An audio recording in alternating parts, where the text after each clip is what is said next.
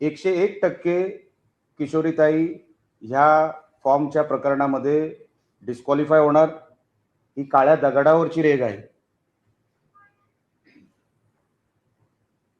त्यांना आता कोणच वाचू शकत नाही.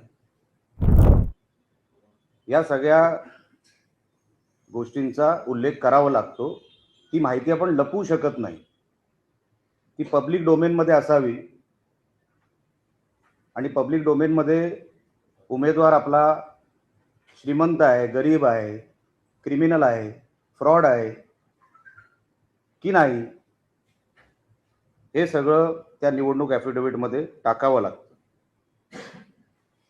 2 क्रिमिनल FIR श्रीमती किशोरीताई पेडणेकर यांच्यावर दाखल होऊन सुद्धा त्यांनी त्याचा उल्लेख त्यांच्या इलेक्शन फॉर्ममध्ये केलेला नाही.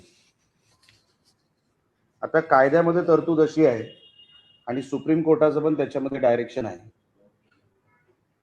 त्यामध्ये कायद्याची तरतूद म्हणजे RPA representation of people's act 125A, त्यामध्ये जर कोणी मिसगाइडेड इन्फॉर्मेशन दिली आहे, माहिती लपवायचा प्रयत्न केलाय, तर सुप्रीम कोर्टाने 2012 मध्ये एक डायरेक्टिव्ह दिलाय. त्या डायरेक्टिव्ह मध्ये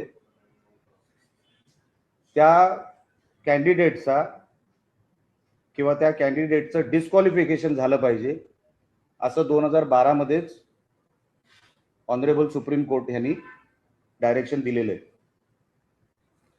असं असून सुद्धा श्रीमती किशोरीताई पेडणेकर माजी महापौर आणि ज्या आता वरळीमध्ये उभाटाच्या वॉर्ड नंबर 199 च्या कॅन्डिडेट आहेत, त्यांनी ही इन्फॉर्मेशन लपवली. आपण कायदेशीर तक्रार देखील केलेली आहे. सन्माननीय सोमय्यांनी त्याच्यावरती रिटर्निंग ऑफिसर जे आहेत त्यांच्याशी बोलून त्यांनाही तक्रार दिलेली आहे. आणि आम्ही सुद्धा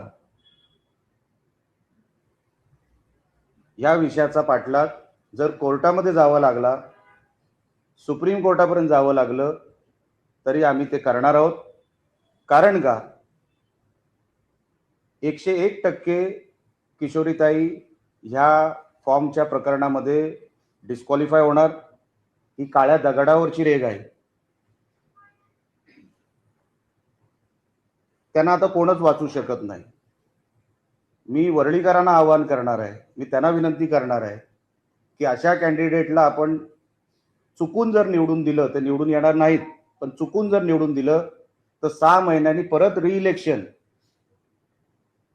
मग ते परत ट्रॅफिक, परत सगळ्या त्या प्रचाराच्या, इव्हन उभाटाच्या कार्यकर्त्यांना माझं सांगणं आहे, नको त्या कॅन्डिडेटचा प्रचार करू नका, ते डिस्क्वालिफाय होणार आहेत.